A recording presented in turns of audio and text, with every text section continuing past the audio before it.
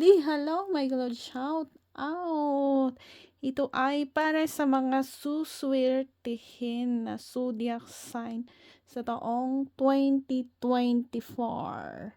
I-claim nyo na at huwag nang magduda pa dahil you will be truly blessed by the universe.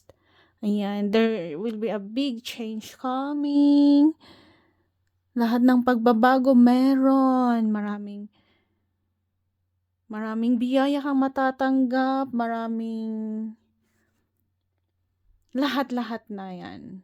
Matatanggap mo sa taong 2024.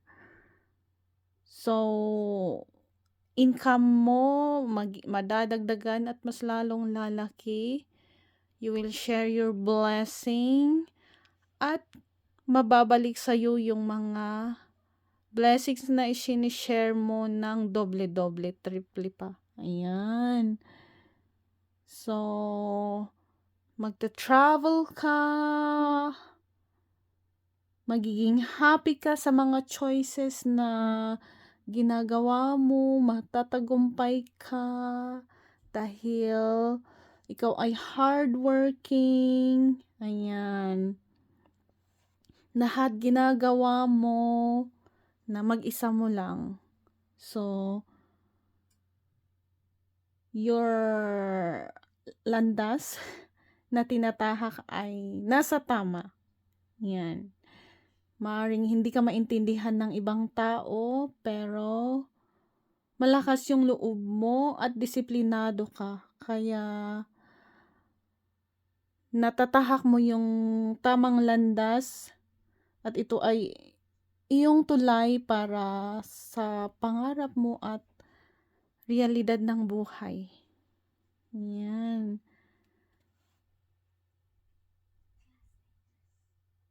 Pero, sometimes you need to make it private.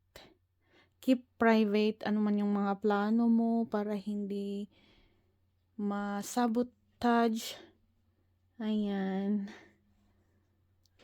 Nahihirapan ka minsan na i-shoulder yung mga ginagawa mo para sa iba. To the point nakakalimutan mo yung sarili mong pamilya. Ayan. So, sa taong 2024, marami ang darating sa iyong oportunidad. Maraming. Ayan. Sobrang dami. Pero hindi maiiwasan yung mga ibang tao na magdududa sa'yo, na sisirain ka. Ayan, consequence na yun ng mga magagandang buhay, pangyayari na mangyayari sa iyong buhay. Yan.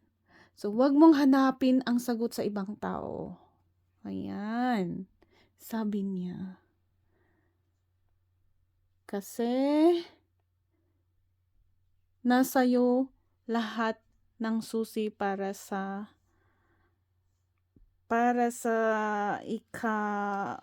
uunlad ng pangarap mo sa buhay. So, 2024 is your most lucky year. Ayan. Para sa mga